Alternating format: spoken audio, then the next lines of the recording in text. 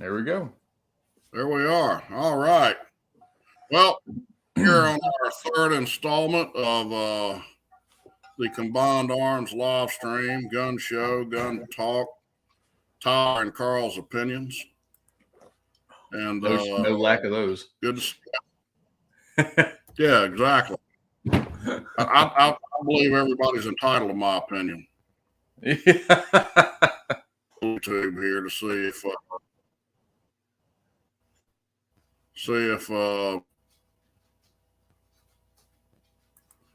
I can see the questions, because I don't know how this works. I don't know if we'll be able to see the questions on they pop on up in the stream or not. Board to the right.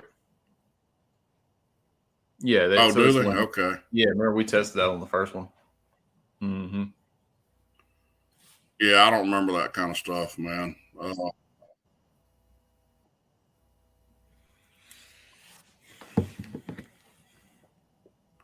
Yeah, now, all right, I got to shut that down because it's got a delay on it.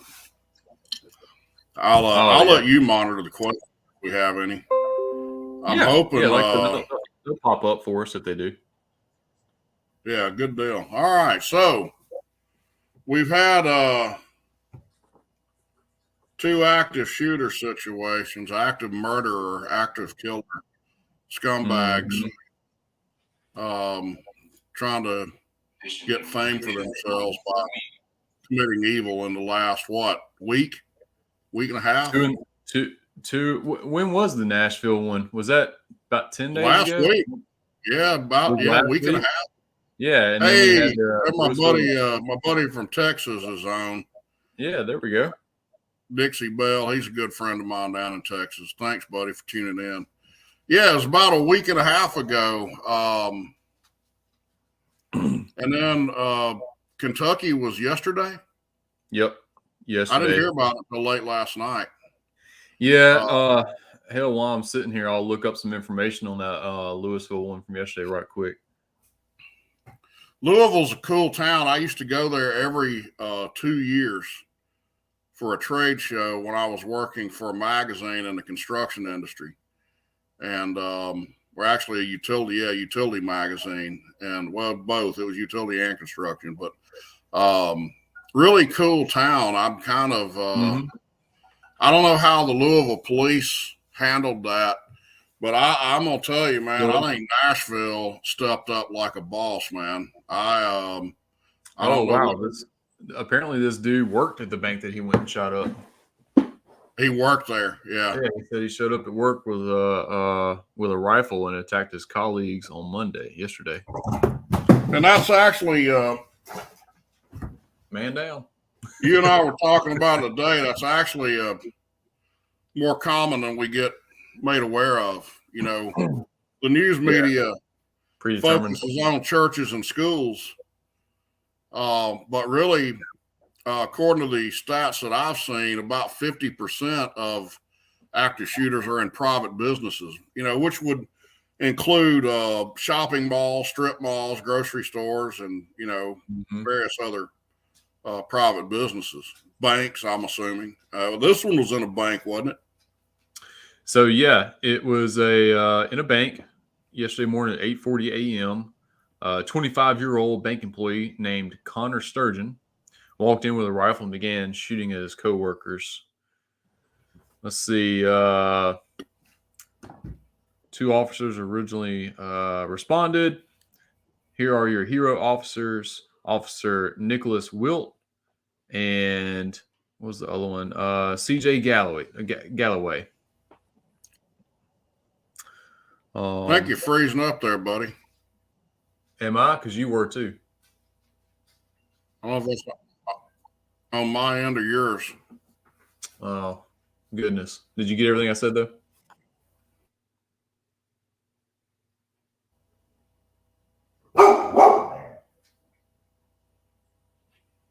Yeah, one of our internets. I think we've lost Tyler. No, can you hear me? Hello?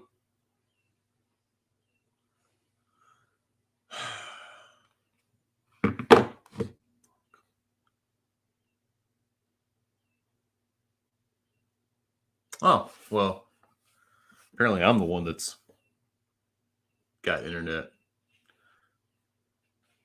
While he's away and getting his internet figured out, it looks like there were 8 people wounded, including Officer Wiltz and another officer who suffered minor injuries. Carl's back. Let's get him back in here. So, yeah. Sorry, guys, for that. Man, I tell you what, trying to navigate a news article is annoying because it's a bunch of this bull crap, and you got to scroll through a bunch of bull crap to get to like 3 sentences of information. Yeah, I cut out on you, so I didn't hear most of that. That's fine. So I was just giving. How much of it did they blame on the quote unquote assault rifle?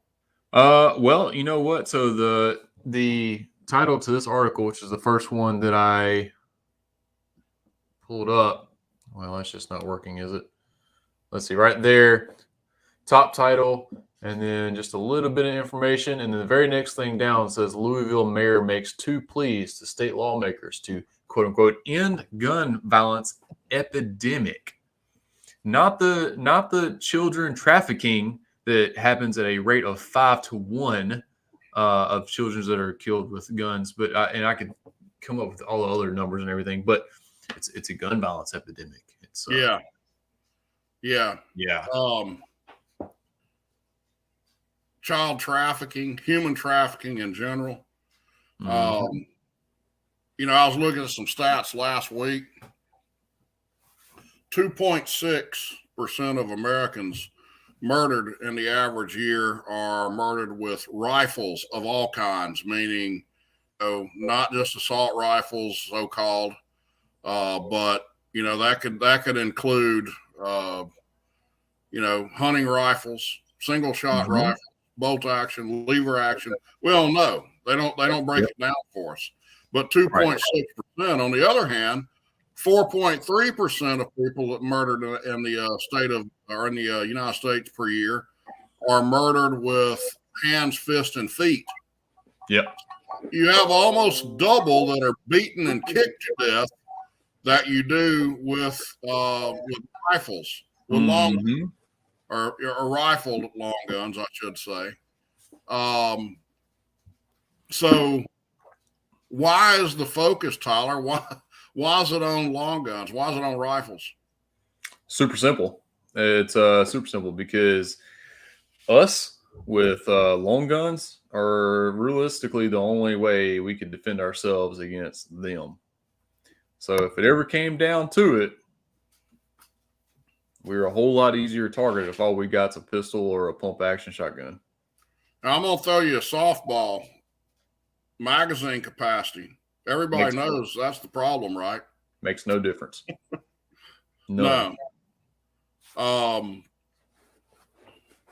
don't remember the exact stats, but the USCCA put out information a few years ago that if you assuming, let's say that an active shooter is firing 100 rounds per minute, or he could fire 100 rounds per minute with an AR-15, which is a semi-automatic rifle. And let's clear that up front, because I got into a discussion / debate a week or two ago about military grade weapons. The AR-15 is not a military grade weapon. It's not. Yeah, no, mine's way better than what I was issued.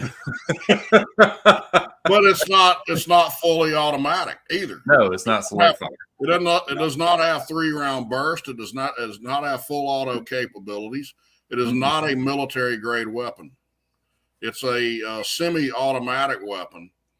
Of course, the individual I was debating with grew up in a military family, so she knew way more about guns than you and I do. Well, sure.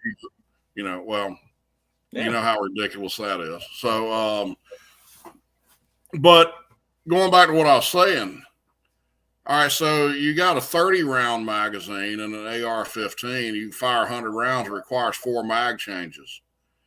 Let's say you've got a Glock 19 with a 15 round magazine to get to 100 rounds. All right, I'm going to do math in my head here. It's going to require what? About 7, 8 mag changes. Yeah, 6.5. 6.5. Yep. Okay.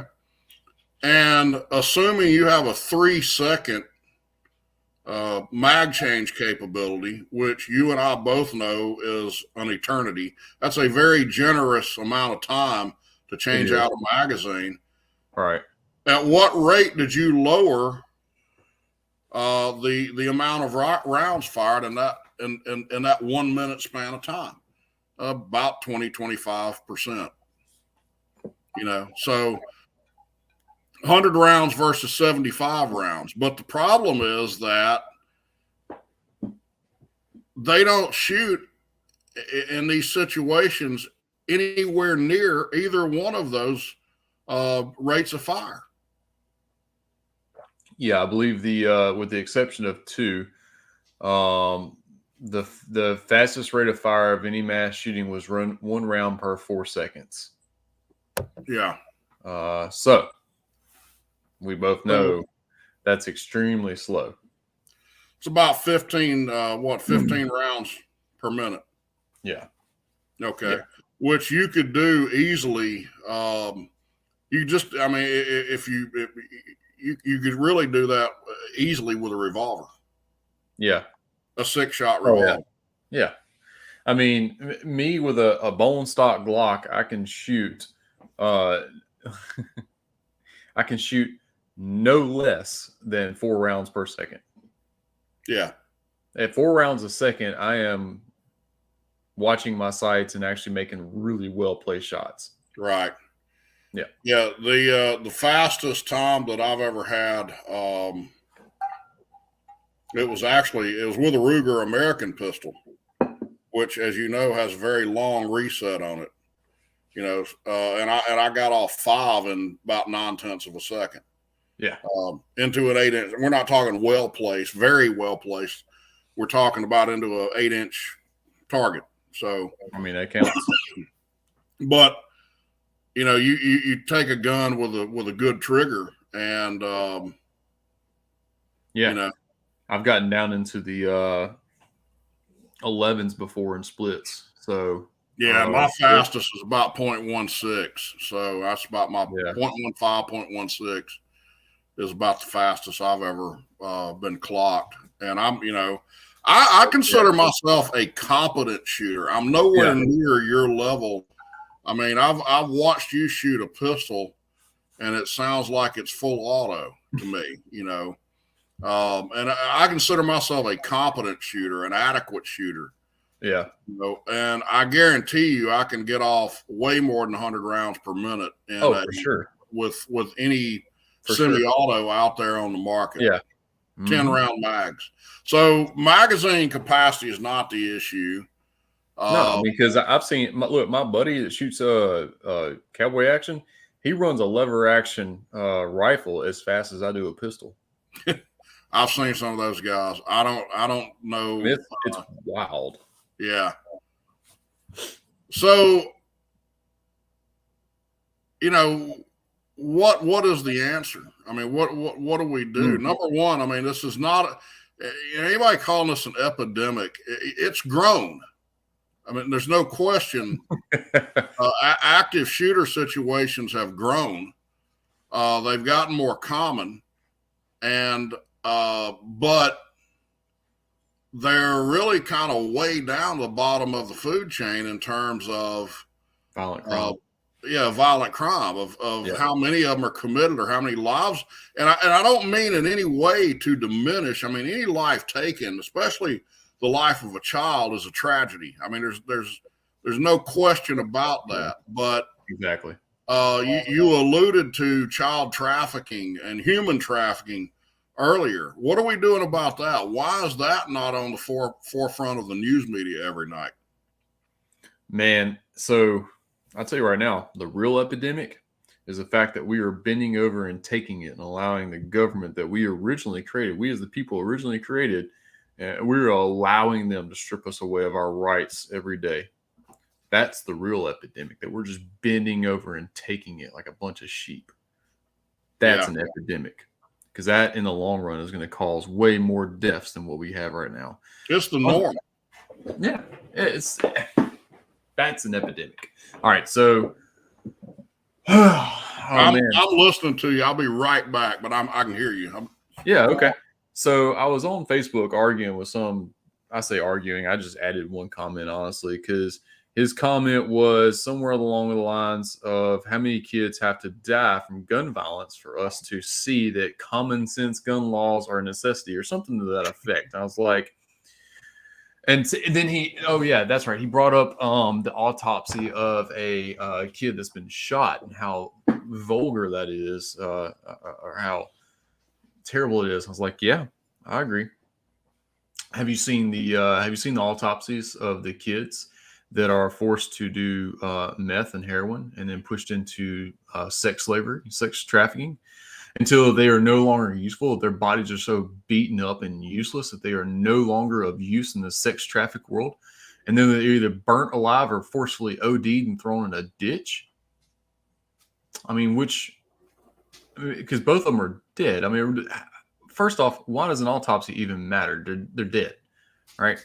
But like, if you want to talk to me about how terrible it is, the autopsy of a kid that's been shot one time by an accident versus many of the other things that actually happen, I mean, we can start painting those pictures if you want to. I mean, there's been plenty of instances where they have found females that were burnt alive and left in a ditch because they were no longer, like, they were used up. So that's my... Yeah, you don't hear about that. It's almost like there's an agenda behind it or something. And I mean, so... and that was sarcasm. Yeah. If criminals, if it's a crime that is only seen as like a severe criminal perpetrating, then for some reason it doesn't get nationally known news. But if it's some sort of crime that us as law-abiding citizens could be seen as being the perpetrators of, then it's like, oh, it's an epidemic because we're all allowed to have guns, and somehow I'm accountable for this other moronic, freaking mentally ill person doing some crazy nonsense. Yeah. Like, well, look at it like this. Let's say on average, let's just average it out. How many people do you know that own guns and have been carrying guns? And how long have you and your group of people been carrying guns? And over that span of time and over that amount of people, how many violent crimes have you committed? None of us, and none. There you go. Zero. Yeah. Have you ever used your handgun without pressing the trigger to thwart a crime? No. All right. So you've never been the intended victim of a robbery, a carjacking, anything like that? No, not yet.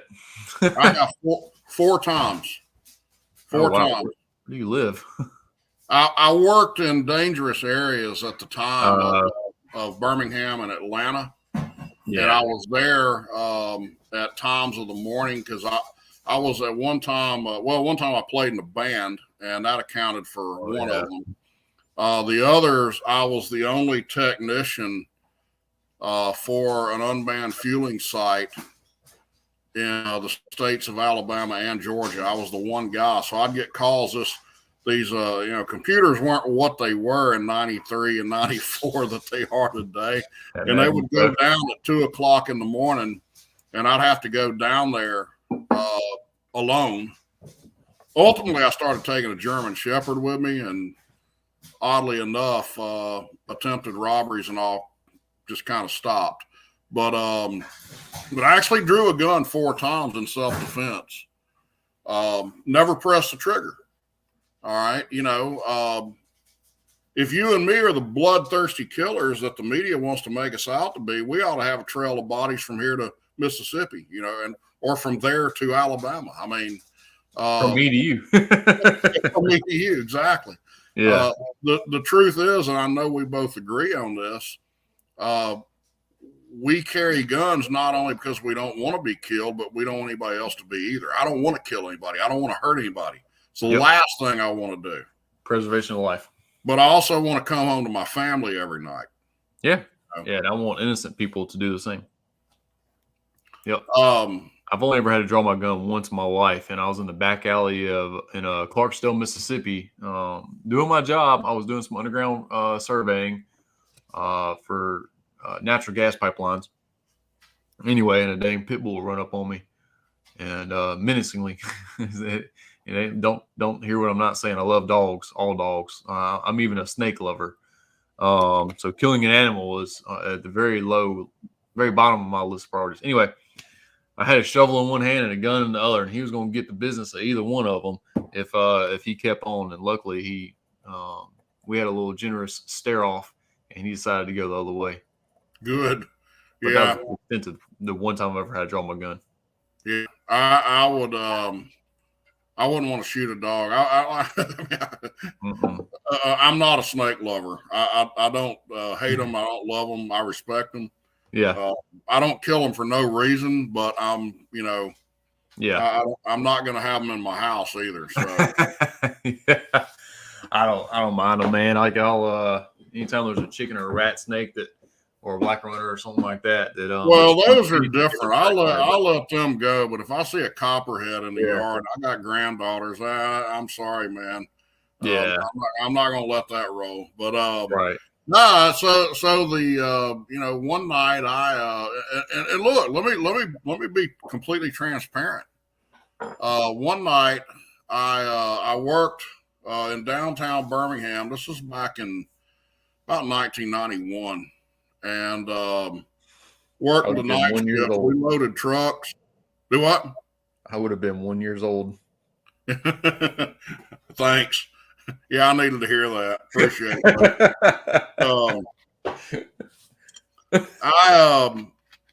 I worked the night shift. We loaded trucks, and we got our off time was whatever time we got the trucks loaded and floor swept in this warehouse, right? And we usually get off 1:30, 2 o'clock in the morning, 2:30 sometimes. And then we'd hang around out in the parking lot and drink beer till the sun came up. And then go home and be back about 1:30, 2 o'clock the next afternoon, something like that, right? Well, it was my night to go get beer. And I ran around the corner to a Quick Mart at 2:30 in the morning, and here's my mistake. I parked in an unlighted area, a dimly lit area, I should say. I could have parked on the street where it was well lit, and I didn't. I parked in an alley, and I call it an alley. It was actually 3 buildings that were kind of together. So there was one way in and one way out. It wasn't a real alley. It was a parking lot in between 3 buildings. And I went to get out of my car, and I saw 2 guys who were obviously on something. And they saw me, and they started coming towards me, yelling at me, hey, man, what are you doing? Blah, blah, blah. Potential mistake, almost mistake number 2. Was almost left my gun in the car. I didn't have it on my person. I carried it in the floorboard right next to my seat at that time. And I saw them come towards me, so I reached down and stuck it in my back pocket. It was actually a Colt 1911 45, and that I'd bought, it was military surplus. I don't know if the thing would have even fired or not. I mean, I'd shot it a bunch, but it was not a very reliable gun. It had been beat to death by the Navy or Marines, whoever had it. But yeah, but I had it, and so mistake number 3 was, I had the time. In hindsight, looking back, I could have gotten my car, cranked the car up, and got out of there. But I was 21, 22, 23 years old. Well, I was 23 years old at that time. And, 10-foot tall, bulletproof. Exactly. I wasn't worried about two guys, Yeah. And I kept yelling at them, hey, stop, don't come any closer. I got more and more aggressive. They got about probably 20 feet from me. And after about the third or fourth time, I said, stop. I drew my gun. And both of them started cussing me, calling me a racist and blah, blah, blah, calling me a bunch of ugly names. But guess what? They left. And so that was the first time I ever drew a gun. But going back to the original point, you got a roughly, according to the statistics I've seen, 20 million owners of AR-15s in America, roughly, that we know about. And yeah, exactly. And how many murders? And so number one, 2.6% of murders in America are committed with rifles. And by rifles, you were talking about the entire spectrum. There are numerous different variations of rifles. Yep. From pistol caliber carbines to single shot Thompson centers to, who knows what all's out there. 2.6% of murders. But the AR-15 gets singled out. Yeah. Because the agenda, like you said earlier, it's against you and me, normal, average, God-fearing, family-loving Americans. Yeah. Having so-called weapons of war. It makes no sense, man. And like some of these, me and my buddy were having this conversation this morning, but we were talking about how a neighboring city banned pit bulls because they were having such an issue with pit bull fighting, and how the ban on pit bulls in their city made not a bit of difference in the pit bull fighting, because guess what? Pit bull fighting was already it was already illegal. The freaking people there weren't worried about the laws to begin with. What the hell makes them think that they were still worried about the laws after they started banning what they were using to do illegal things with? Exactly. Come on, man. The people who are doing most of these murdering and all this violent crime with some sort of weapon, they ain't supposed to have the dang weapon to begin with. So how the hell is taking those weapons from people that do abide the law and don't do anything wrong from us? How's that supposed to fix it? Like, that doesn't magically make the criminals start caring about laws. Like, that's not going to happen. They're still going to happen, and they're still going to do criminal activity with them. It doesn't make any dang sense. Well, I told somebody years ago, look, man, instead of outlawing guns, that's not far enough. Let's go all the way. Let's outlaw murder. It's my point exactly. But look, I can make another analogy, and this is historically factual. It's proven, 100% fact. All right, you go back to the 1920. I don't remember exactly what year it was, but Prohibition came along. They banned alcohol. There was a scourge of drunkenness throughout America. Really wasn't, but you had the temperance movement and all that. Let's see, that would have been Amendment 18 and 21. Amendment 18 was prohibition, and 21 reversed it. Yeah. They wised up on the 21st Amendment and realized, whoops, we made a mistake. Because what they accomplished with that amendment banning alcohol was you had a low-level gang of street thugs known as the Italian Mafia, and that's what they were. They were low level, kind of siphoned off into these small areas, no real power outside of their own turf. Yep. And when you banned alcohol, what you did was guys like Al Capone and Meyer Lansky and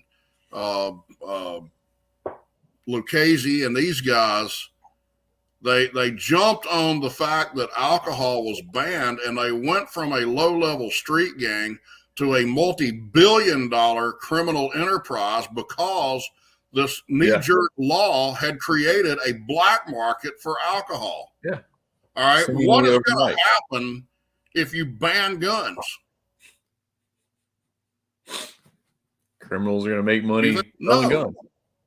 Exactly. Yeah. And it's just like it sounds cliche because it's been around for as long as I can remember. But if you ban guns, only outlaws will have guns. Well, you can call that cliche if you want, but it's a fact.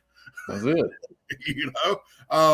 When you banned alcohol, only outlaws had alcohol. The law-abiding citizen who has his gun taken away will either become one of two things. He'll become an outlaw who decides I'm not going to comply, or he'll become a potential victim. He'll become a target.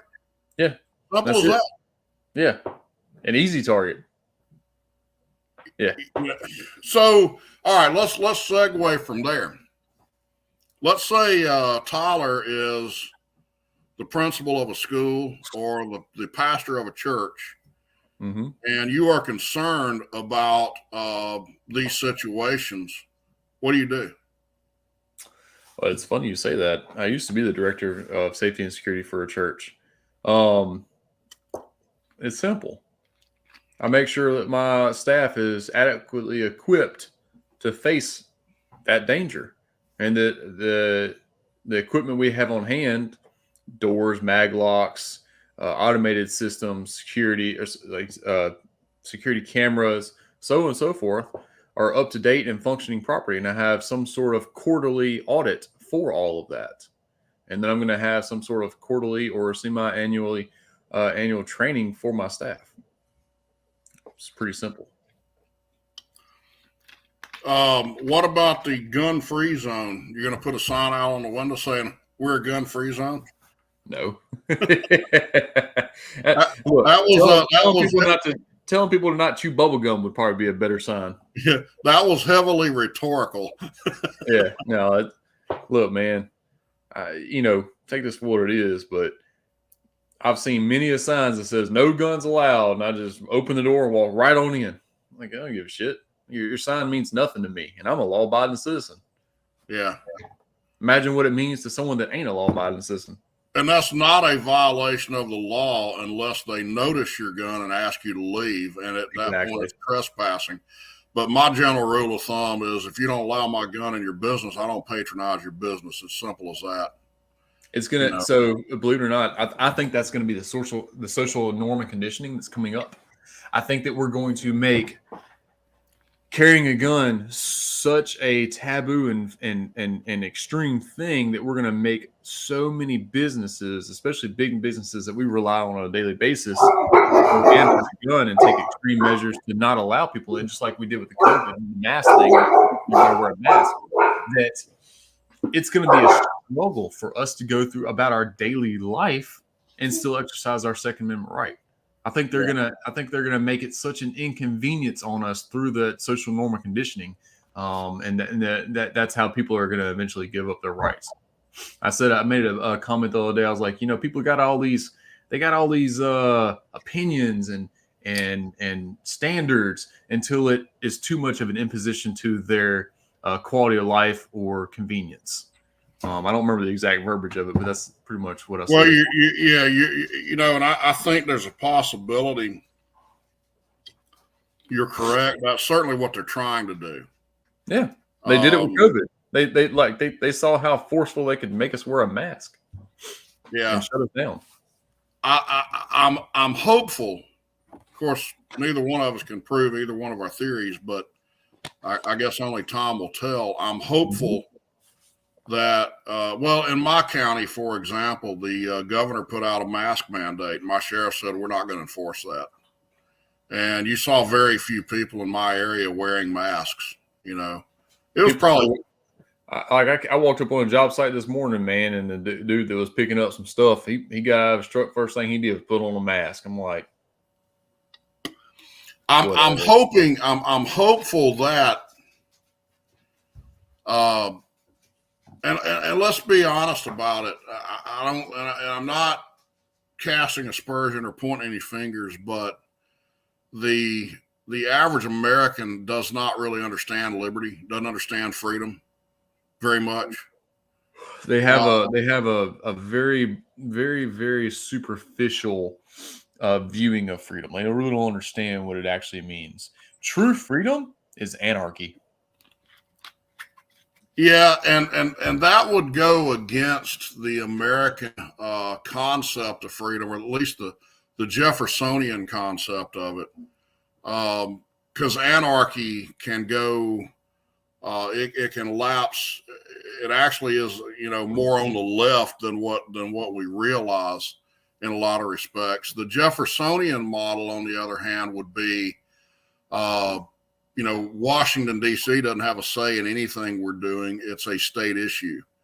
And if you go back, and this is probably a long, lengthy discussion for another time, but the Second Amendment, for example, was never adopted as a prohibition or a restriction against the states. It was adopted as a restriction solely against the general government, what we sometimes call the federal government.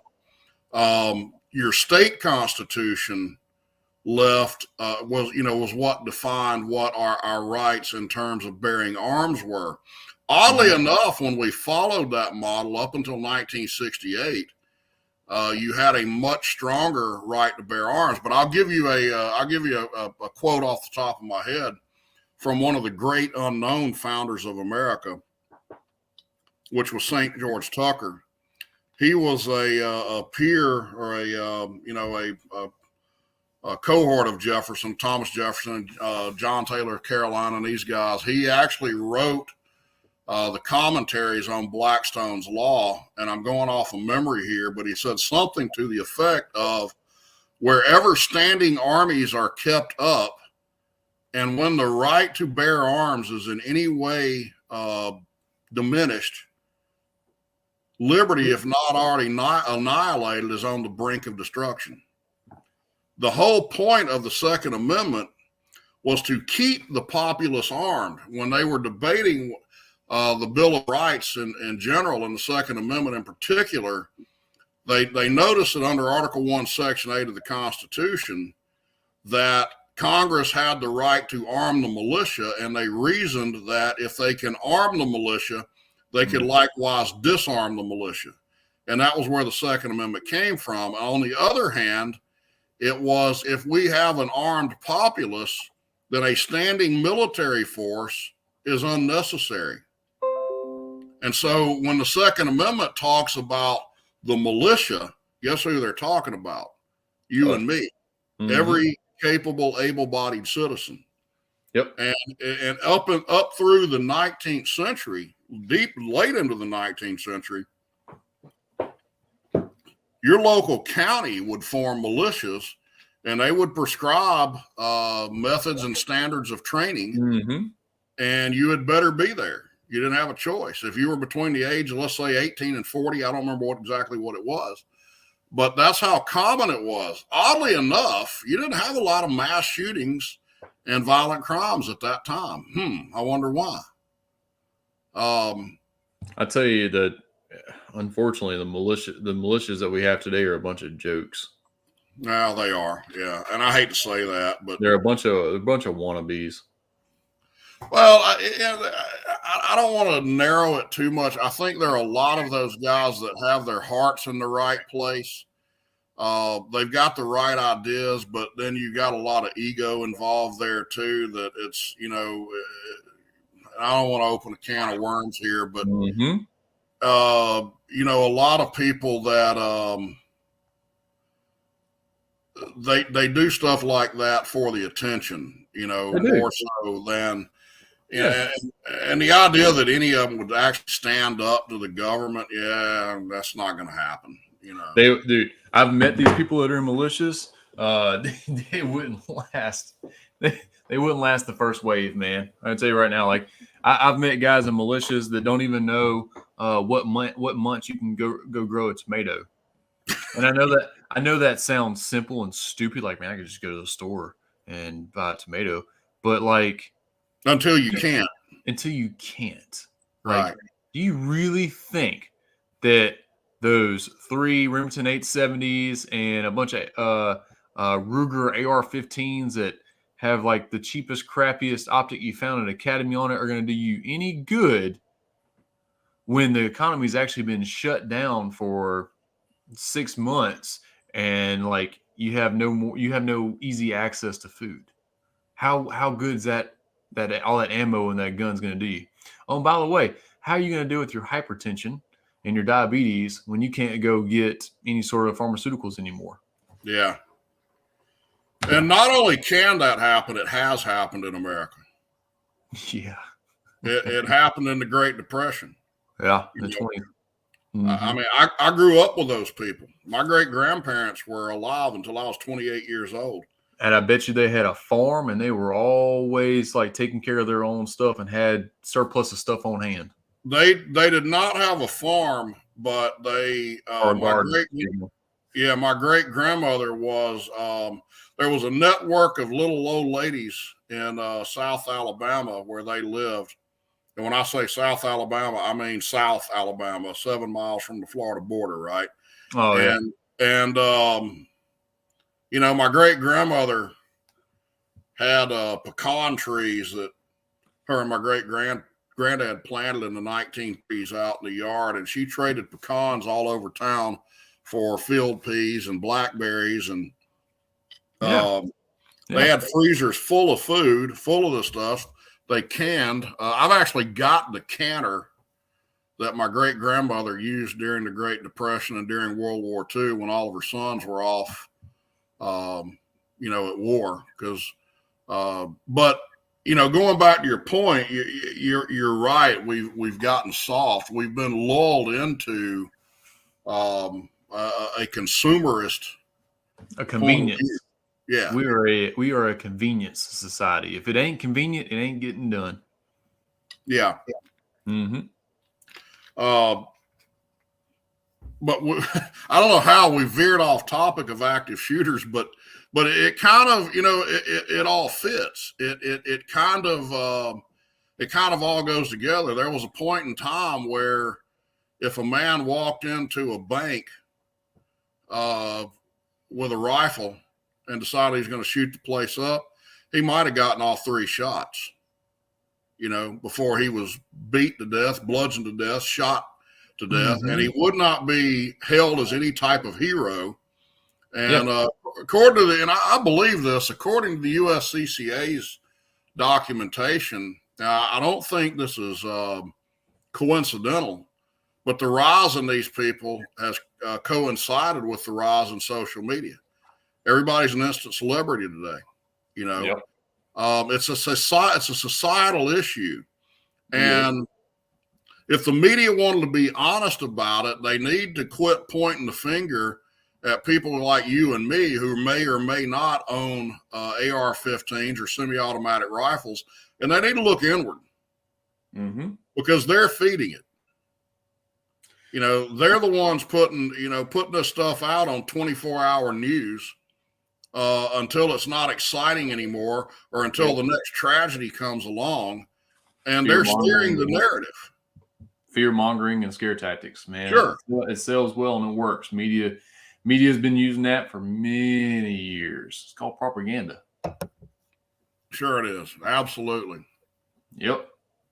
Man, yeah, I don't know how we got so veered off on. I guess because I'm almost tired of how weak we have gotten as a society, and like I know grown men that don't know how to operate a fire extinguisher. Wrap your head around that for a minute. Like, you're a grown ass man with kids and a wife. You need to tell me you don't know how to operate a fire extinguisher? God bless America. So did you know I used to be a bank manager?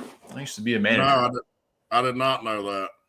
Yeah, I mean, you're in Alabama, so you're familiar with Regions Bank. Yeah. Yeah, I was a manager for Regions Bank, and I was the branch. I was assistant manager for Pearl, Mississippi, and then West Jackson, Mississippi, and then I managed for Northwest Jackson, Mississippi. And of course, we got 30 branches across the Tri-County area, and we don't have security. And I say we like I'm still there. I ain't been there in like almost 2 years, and so we don't have security. They have nothing. And even when they did, it was a roamer, which for those listening that don't know what that means is they would just pop in once every 3 or 4 hours just to say hello and sign a logbook to prove that they were there and they were gone again. Probably at the same times every day. Yeah, they're very predictable. And eventually, when the security contracts ran out, they just didn't re-up them because they don't care about our safety. I mean, take that for wherever you want. Regions doesn't care about the safety of their employees. They can sue me or whatever, so I don't give a crap. It's the truth. Because I ain't saying I'm the most qualified person in the world, but my resume is pretty daggone lengthy, right? I've done a lot of things to prove that I can be trusted to carry a gun and make the right decisions with a gun if the time ever arises. And they still denied me and pretty much laughed in my face when I asked if I could have the ability to carry a gun while at work. With that gun, I would have been fired on the spot. Yeah, because they don't care about our safety at all. Case in point, a deranged he, she, whatever. I don't know. I think it was a girl, but it looked like a guy. I don't know. Right. So I don't know. Bebopped up in our branch one day. So my office is like on the very opposite end of the entry doors, and I can't see people entering. And it's a double door system anyway. By the time I see her in my lobby, she's got a pit bull with her and waving around a knife. She just cracked out. Whatever. So I finally coerced her to get the hell out of the building. I locked the doors. We had already called 911. It took JPD 45 minutes to send an elderly man with a badge to come check on us. Wow. 45 minutes. Corporate security, God bless him. He did what he could. Is what it is, but they're 20 plus minutes from the branch anyway, and corporate security is just a dude that gets to decide who went and does audits and things like that. So I don't know. I don't know why I said all this. I don't know if the guy in Louisville, I don't know if that bank had any sort of security or not. I haven't looked that deeply into it. I need to look deeper into it. I'll probably do that when I get off of here. But even if they did have security, let me ask the viewers this. Even if you do have some security guard, I've met security guards. They usually make anywhere from $10 to $14 an hour, and they are they're one of two options. They're retired and they can't do a PT test anymore, so they're barely getting by. Or two, they couldn't become a cop to begin with because they're lacking in some sort of ability. Do you trust that person to your safety? I don't. Valid question. I trust my dog more than I do most security guards. I'll be honest with you. But even if you do have a security guard present in your building, if you feel like you're safe because that security guard exists, you are being lazy. And you have and all of that's assuming he's armed. A lot of them are not even armed. Yeah. So I used to work for a private security company, and they have a contract with a hospital down in South Mississippi, and the contract states that he can't be armed. What the hell am I going to do if somebody bebops up in there with an AR-15? Stare them to death? Throw a stapler at them? What? Well, that's the dumbest thing ever. My nephew was he worked as a security guard when he was in his early 20s. He's still in his early 20s. He's 21, 22. And he's proficient with a firearm. He shot some competitions and been through several classes, not only with me but with other people as well. And he's more he's proficient at the least. But his security company would not allow him to have a gun, so they've got him out in the middle of a parking lot at a car dealership in one of the most dangerous areas of Birmingham at midnight to 11 to 7 or whatever it was. And all he's got to protect himself with is a walkie-talkie. Ain't no way. That's it. And making $10 an hour or whatever. I would tell them where they could shove that $10 an hour. Yeah. Well, I told him, I said, look, I'm gonna tell you right now. I understand you got to have a job. I'll take my chances. If you fire me from a $10 an hour job, I mean, what the hell do I care? I go buy groceries. You're not going to tell me I can't carry a gun. Period. Absolutely. Oh man, I remember they. So one of the things with regions is that at any time, especially if there's a large amount of money missing, like there's some sort of outage, like a miscalculation or whatever, right? And so they're searching for money. One of the things is they're going to search your vehicle looking for that money, whatever, or if they have reason to believe you have a gun in your vehicle, they can search it. And I'm like, no, you can't. No, you can't. The property, like you would have to be in a fenced in area for a federal building to have that right to search my vehicle without a warrant. Otherwise, you can kiss my rear end and go get a warrant. You ain't going through my vehicle. In Alabama, it's law that no matter what your employer says, you have a right to have a firearm in your vehicle. Yeah. Right? So yeah, in Mississippi, your vehicle is your extension of your home as well. Exactly. Yep. Yep. And I told him that I was like, y'all are smoking crack if you think that that's legal. Like y'all are just being bullies, thinking that you can get away with that. That is unconstitutional, and you can't legally do that. And I tell you right now, if you do somehow get in my vehicle and start searching it unlawfully without a warrant, I'm going to sue the ever living crap out of you. Yeah, and I'm going to win because that you seriously violated my constitutional rights, and there ain't no law protecting you to do that. Well, and think about this. What if you remember? You may be a little young to remember this. Because I'm wanting to say this was 1995, 96. Yeah, I definitely wouldn't remember. the first active shooter situation that I recall occurred in Pearl, Mississippi. Yeah, at the high school. Yeah, yep. And it was a 13 or 14-year-old kid. Yep. And you had a principal who was a Army Reserve captain. Mm-hmm. Who ran a quarter of a mile off campus to his truck, retrieved his gun, and ran a quarter of a mile back and put an end to it before the police got there. And didn't shoot the kid. He stopped him. Which is highly unusual that an active shooter lives through there. You got to realize, and I'm not talking to you, I'm talking to the viewers, mm-hmm. but most of them know that they've got about 10 minutes to do all the damage that they can do. Mm-hmm. And, and their main objective is a body count, to kill as many people as they can kill indiscriminately in the shortest amount of time possible. Mm-hmm. And a lot of them are copycats of the scumbags out in Columbine. Right, yeah. And but this kid, I remember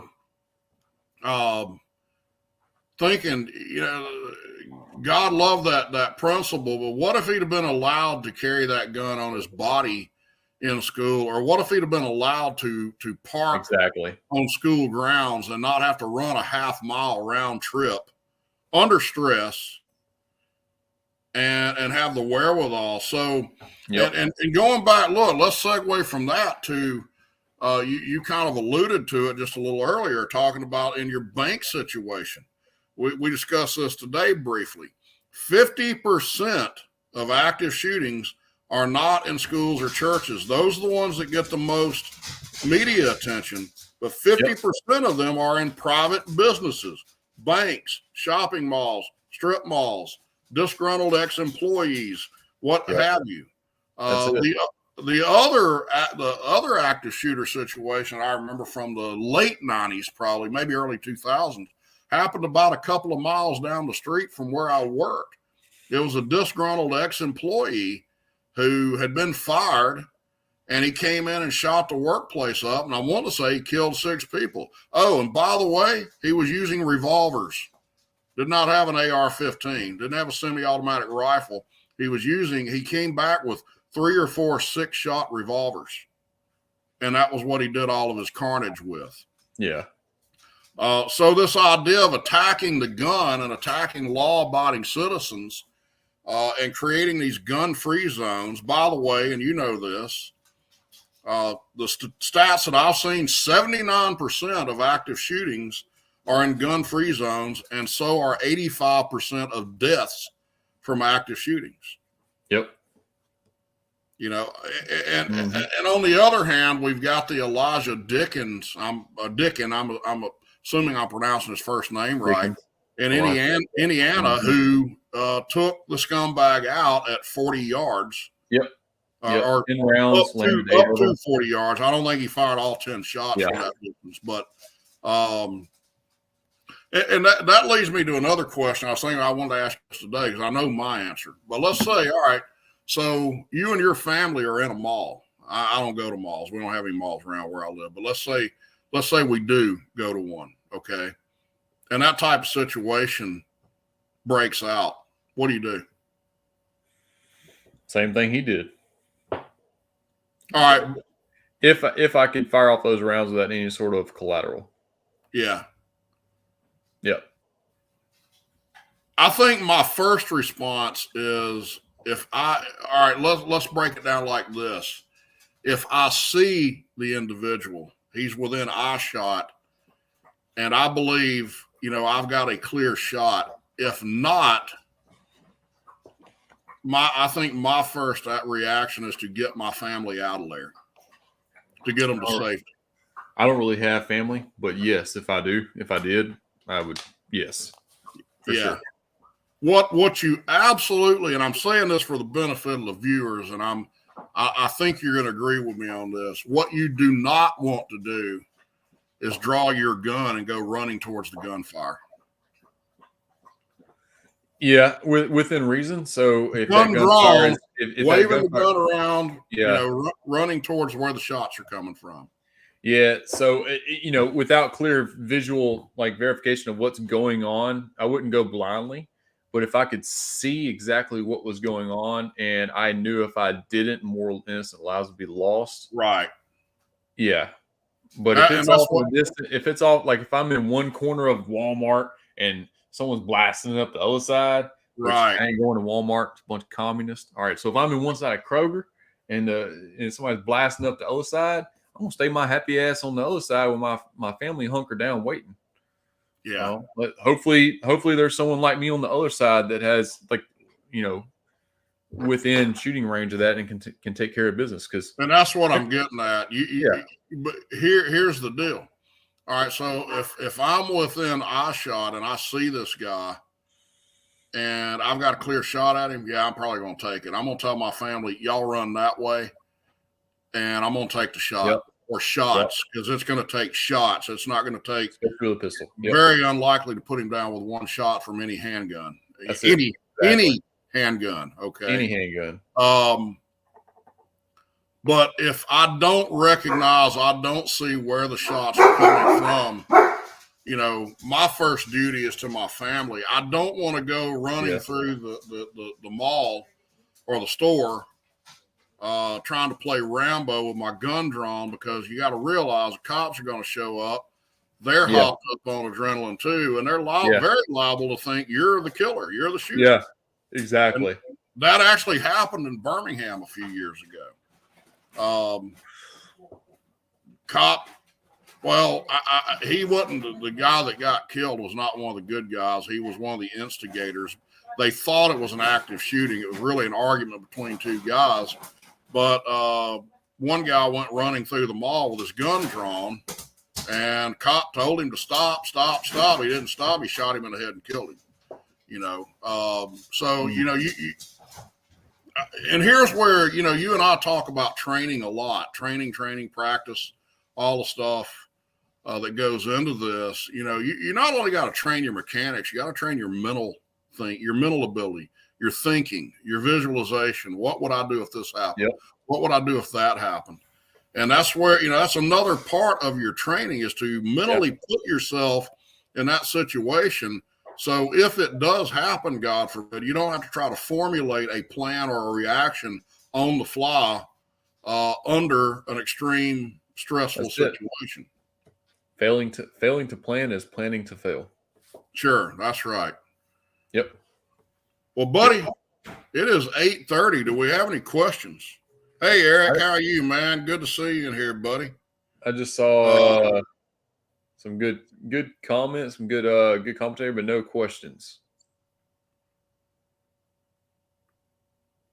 Pete, how are you, buddy? I don't think we know each other, but I'm glad to meet you tonight, man. Yep, Pete's a buddy of mine in South Texas, the Beaumont area. All right. Yep. Well, Dixie Bell's name is not Dixie Bell. I know his real name, but I won't disclose it on here. He's one of my adversaries in the SCV oratory contest every year. And he's going to try to unseat me this year. He tried last year too. We're good friends. We got a very friendly rivalry. Yeah, he says no one goes to malls anymore. So believe it or not, I am about 1.5 miles from an outdoor style mall. And he says you're going down. Yeah. I'm sorry, you're 1.5 miles from where? Oh, my grammar Nazi mind is going crazy because he spelled "your" as possessive. But anyway, it's an outdoor style mall, and it's in a very like upstanding area. Like the PD around here, they don't play no games. You usually ain't got no problems around here. So, but we do have an outlet mall ordeal in Pearl, and it's pretty craptastic. I went there because I needed something at a specific store that there was there recently. I was like, oh yeah, we got an Under Armour store here. And man, the people that were there were very less than ideal. I was like, God bless. Am I in West Jackson? What's going on here?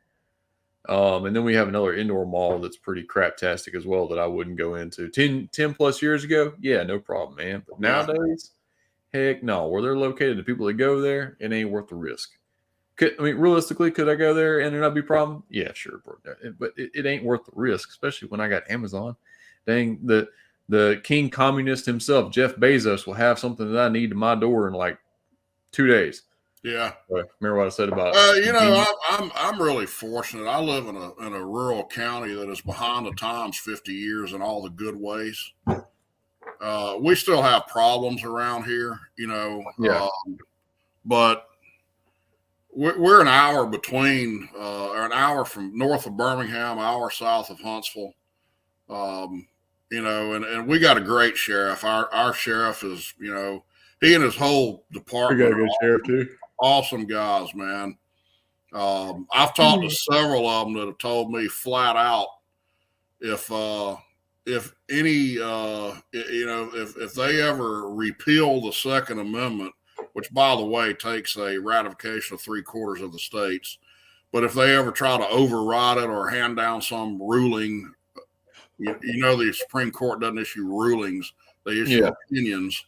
We've forgotten that, and that's part of the problem. But disarming citizens, our sheriff, our entire department, well, that will not be enforced where we are. And the neighboring counties all said the same thing. And that's what we need. But the county that our state capital is in, and then most of our Delta, I could see them going anti-constitution very easily. Yeah. But the rest of us, nah. Well, that's my hope for America is the rural areas. Yeah. I think when you get outside the cities, and I don't think it's by coincidence that if you look at the red state, blue state map, where you have a majority red state, the blue areas are urban areas. And yeah, they really are. The rural areas are real America, in my opinion. And I have hope that if they ever do just come out and say, yeah, we're going to ban guns, that rural America will see that as, that's a bridge too far. We're not going there.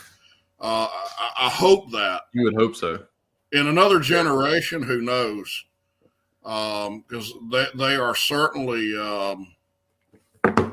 propagandizing us to death, and look, I don't know how all of our listeners, or you for that matter, view this. I think you'll agree with me, but your public school system, I hate to tell you, but that's the number one propaganda mill in America. Well, for sure, man.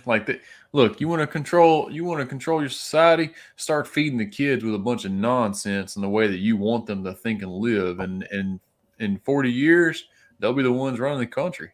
Yeah, that's right. Too easy. Kids are the easiest people in the world to manipulate. Yeah. Karl Marx said it, and I'm maybe mangling this a little bit, but lead a people away from their history, and they are easily persuaded. If you can separate them from their history, from their heritage, they're doomed to repeat it.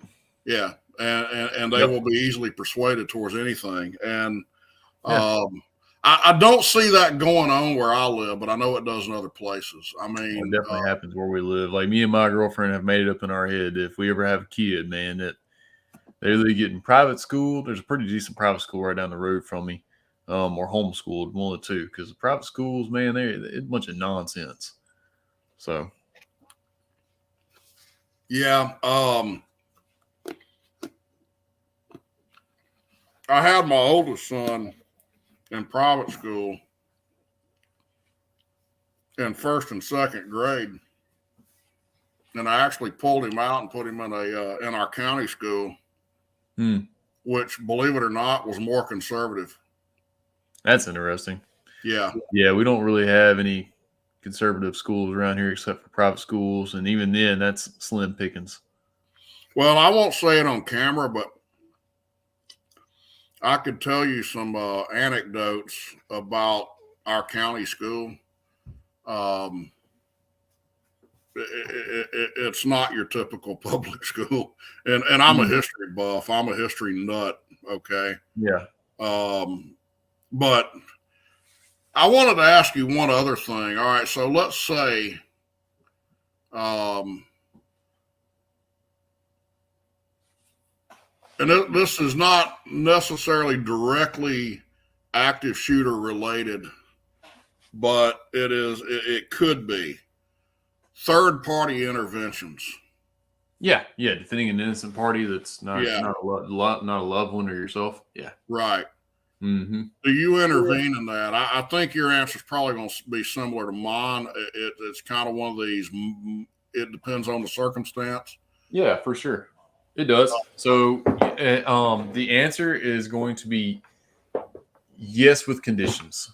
Yes, with the condition of you are 100% sure that is an innocent party that you're defending, and as well as that by defending it, you are not incriminating yourself, and also that there will not be any other collateral damage. Right. So no harm to others that don't need harm doing upon them. You're not incriminating yourself in any type of way. So that yay, I won the gunfight, but now I'm in prison. I can't take care of my family that way. Then you still lost, right? And then also, again, if you know for certain that the person you're defending is 100% an innocent party. Yeah, I saw a situation. It was a reenactment of a situation where they took actual police reports and then they reenacted it with professional actors, videoed it, and they had a panel of legal and tactical experts to kind of break down, what happened. And there was a situation where, and this is how I taught it to active shooters. It was active killer, not active shooter. The guy didn't have a gun, I don't believe. But the guy gets out of his car in the parking lot of the strip mall, and he sees two men rolling around in the parking lot, and one of them's on top of the other one, just beating the daylights out of him, choking him.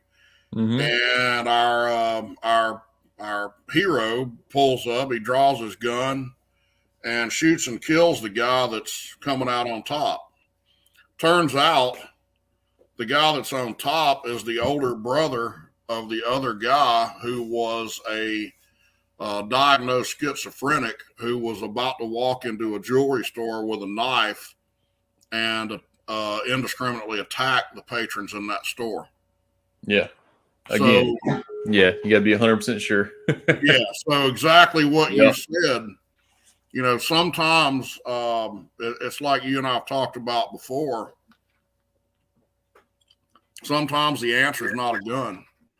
A lot of times the answer ain't a gun. Yeah, exactly. And that's part of you. Again, that, to me, that's part of your training. People think of training and practice as going out and being able to hit an 8-inch target at 20 feet, and hey, I'm good to go. I can hit the target. Now, when you can do that, man, you're about 1% of the way there. There's so much more. You've got to learn your moral and your legal responsibilities, in addition to shooting under stress and being able to to transition and to being able to draw the gun and all these other things. There's a lot of mental preparedness that needs to go into your decision to carry a gun. Yep. And I think, I'm just making this up, but I bet I'm pretty close. I bet I'm being generous. I bet that 90% of gun carriers out there have never thought about that. And it's probably close to 99%, Yeah. And then I'll go one more step further. What about your spiritual fitness in case you lose? There you go. Yeah. Yeah. That's a very valid point. We're not knights in shining armor. It ain't comic book. It's the real thing. You take on a massive responsibility when you decide to conceal carry or carry a firearm for self-defense of yourself or your family. It is a major responsibility, and you've got to put a lot more into it than firing a box of ammo once a year. It's just as much a liability as it is an asset. Absolutely. Yeah, I was talking to a couple of potential students on the phone today, and I like telling them, you got two fights you got to win. You got to win the actual fight, the violent confrontation, and then there's a very strong possibility you're going to try to win the legal fight after that's over with. So you better have your ducks in a row. You better be in the right in everything you do. Absolutely. And they called me and asked me, what do you charge? What are the hours for a basic course? I said, my basic course is not hours, it's days, because it takes more than one course to have the basics down for concealed carry. I mean, when the average person thinks of basics, they think of what ammo do I select? How do I load my gun? How do I hit the target? How am I safe? All right. When I think of basics, I think of how well do you draw the gun under stress on a shot timer, because that's one of the best sources of stress we can implement in training. And how well do I run a 5x5 drill, or, and then in addition to the basics, how well do I understand castle doctrine, stand your ground? How well do I know my legal and moral responsibilities? There's a whole lot more to the basics than what is written in the operator's manual of your firearm. Big facts. Yeah, and a lot of the stuff that we consider intermediate training, the general populace would consider advanced. Oh, sure, absolutely. And I was there. And look, I was there once. You probably were too. There was a point in time where look, I tell I'm nowhere near the shooter you are. I mean, I've watched you shoot. There was a time that I thought transitioning from a rifle to a pistol was an advanced skill. And I saw you do it the other day. And 12 or 14 overall shots and 5.7, and I'm sitting there thinking, crap, man, I can't fire into the gun or into the ground that fast, But I tell all my students, I'm an adequate shooter. I am. That's what I am. I'm adequate. Yeah. And that's all you need. Look, I don't expect anybody to obsess over this like I do. I don't expect anybody to do that. That requires a pretty extreme level of obsession and time and resources that I know not many people can afford. Yeah. But if my average student will get to my level of adequacy, oh man, we'd be great. They'll be so far ahead. They won't. I mean, you have no idea, or they have no idea, and they also don't know how easy that is to accomplish, because it's again, I don't put in hours and hours and hours of training. I put a lot of I probably spend more time on mental conditioning than I do on physically drawing my gun and shooting it. I spend more time probably visualizing what would I do in this situation, what would I do in that. I mean, I know my skills with a gun. I know I can get better, but again, there's a balance there between being the fast, but between being Jerry Michalik or Rob Latham, and also having the mental capacity to make the right decisions under stress. and do all these other things. And I think that a lot of that is what your average person never considers. They think, hey, I got to go, I can hit the target, I'm good to go. And honestly, most of them can't hit the target. Yeah. It's funny you mentioned Jerry Mitchell. I was talking to him at the Gator Classic last year because we have it at his range. And I was like, man, I'm still struggling with the visual patience thing. And he said, man, just keep at it. He said, I was fast long before I was accurate. And I was like, man, I'm so glad you said that. He's a real guy, man. He just seems like such a down to earth guy. He is. He very much is. He is cool as a fan, man. His whole family, his wife is cool as a fan too. She's just a good old Southern lady, just great people. His daughter's a pretty good shooter too. Oh, Lena, yep. So that's a cool place, man. If you ever get a chance to go shoot a match over there, it's pretty awesome. Little shootout lane, right off I-20, and right before you get to Shreveport. Well, that's something that I have made myself. I promised myself this year I'm going to shoot more competitions. Yeah, it's fun. Because I've only shot 2 in my entire 2 official competitions. Yeah, and I think it's a great opportunity to learn, to pick up tips from people who are better than you, and about 50% of them at these competitions are better than me at the ones I've shot in so far. So there's a lot of learning opportunities there. I gotta find the time. I gotta make myself find the time to do it. I put out a video when I first started my YouTube channel, actually, and it was the difference in taking classes versus shooting competitions. I'm gonna tell you right now, man. And I know me and you make our money teaching classes, and this sounds counterintuitive, but you will become a much better gun handler and shooter. Just those 2 things, right? So don't hear what I ain't saying, but you will become a better gun handler and shooter with less money and less time shooting competitions than you will taking classes. Yeah. I think you've got to have a certain level of competency before you enter into any aspect of the shooting or the competition world. You don't want to show up not knowing the basics, and because then you got safety issues that come into play. Sure, yeah.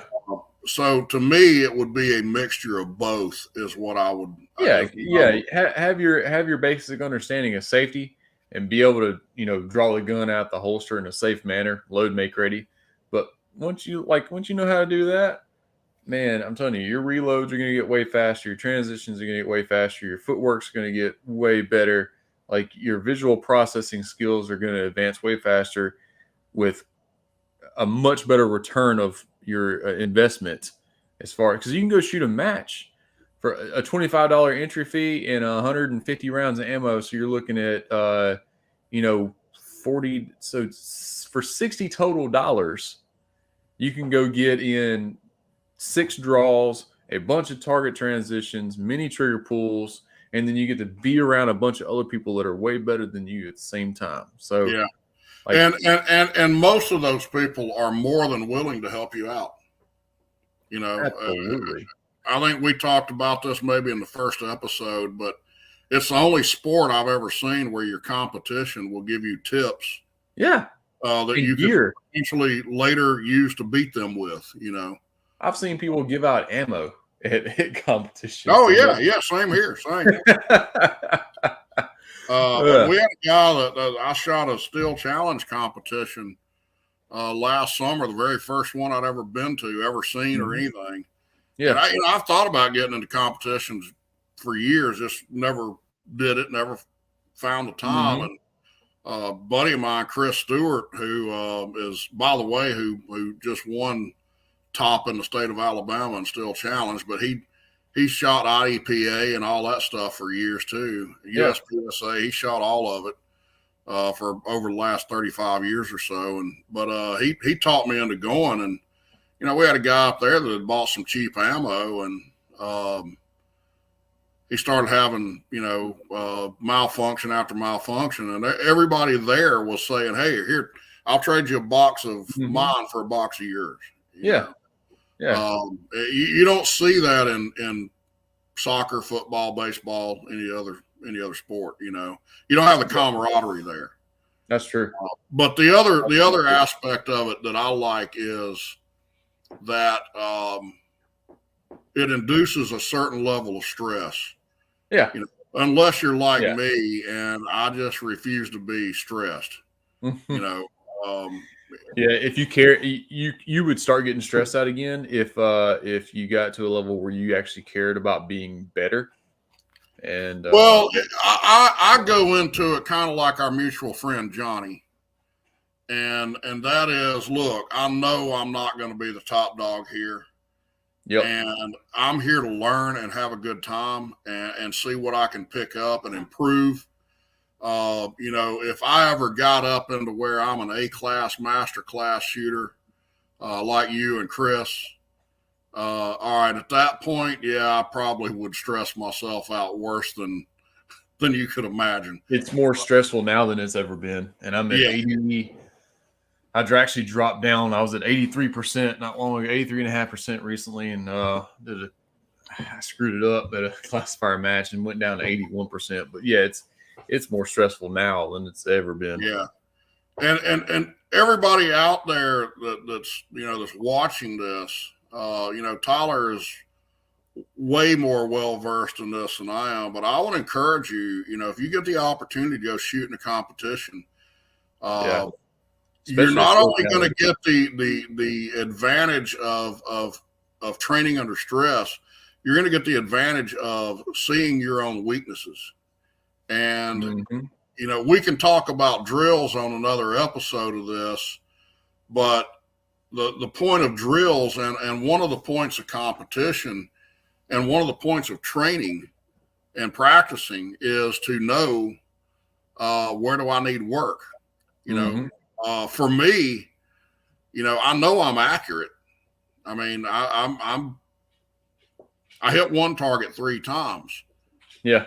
In a competition. You know why I shot it 3 times? Because I'm suck at shot calling and thought I'd missed it the previous 2 shots. Yeah.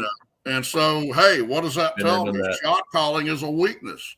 I know that I'm slow coming out of the holster and getting my sights aligned. I know I'm slow in draw to first shot.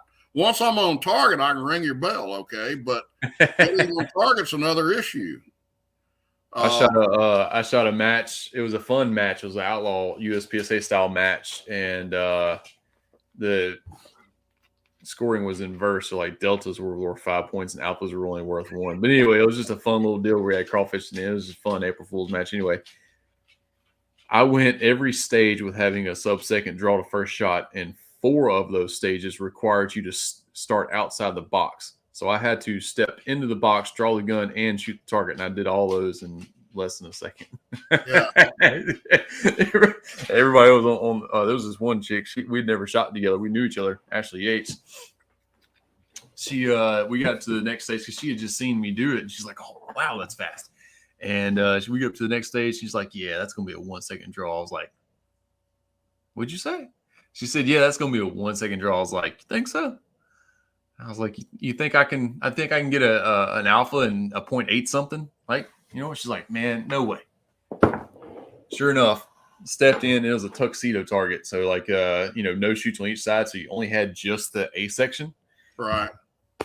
I had 2 shots on target. And I think it was like the first one was like a 0.86 or whatever.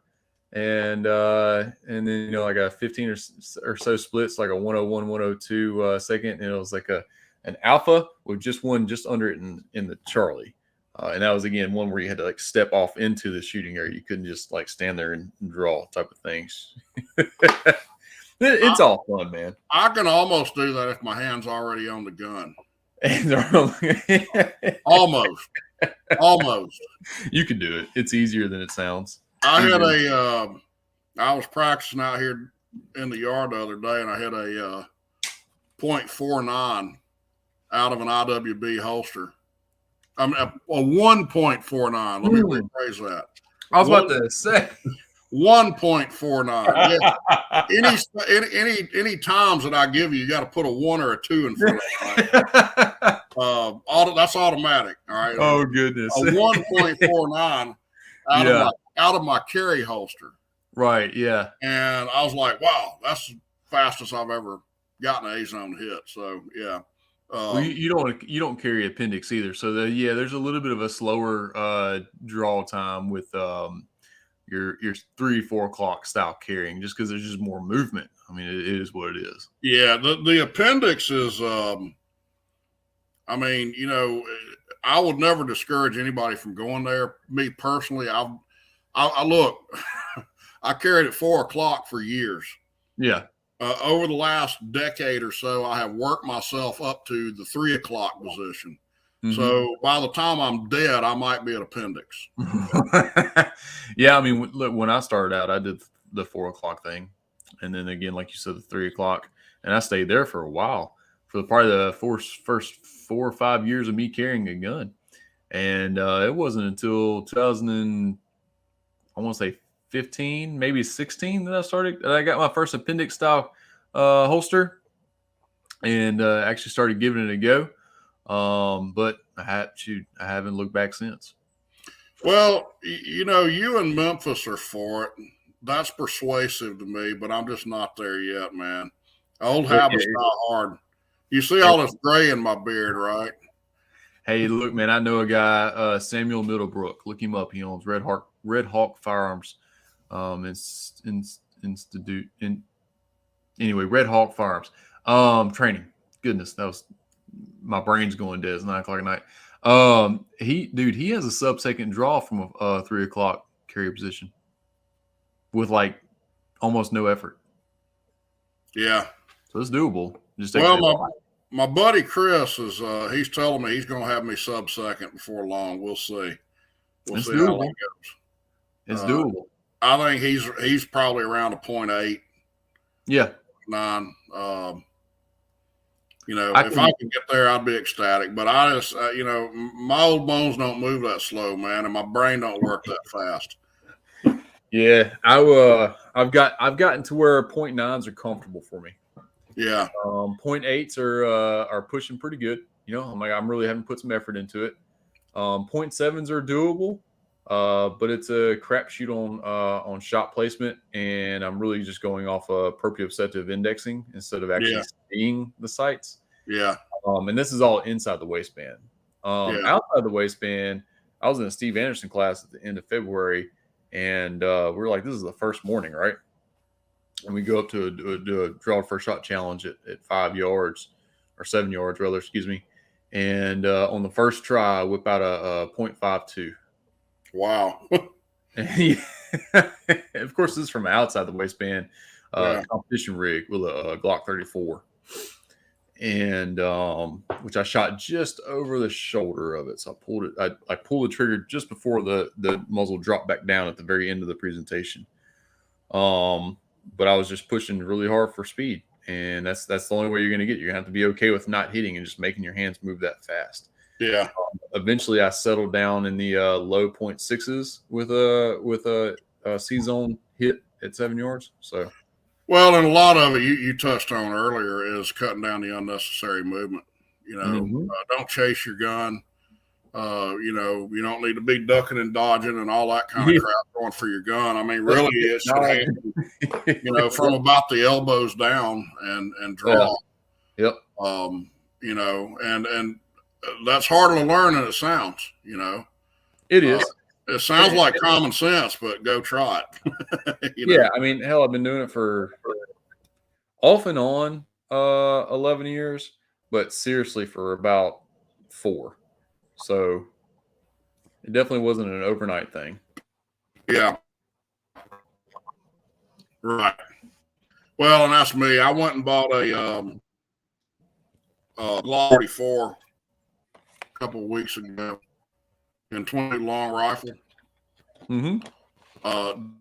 just to practice with, just to, the recoil's not going to be there, but everything else is your sight picture, your grip, your presentation, all that.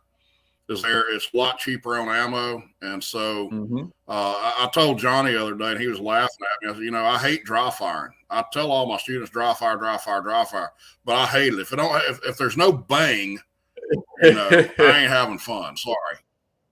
Yeah. You got to look at the dry fire king video.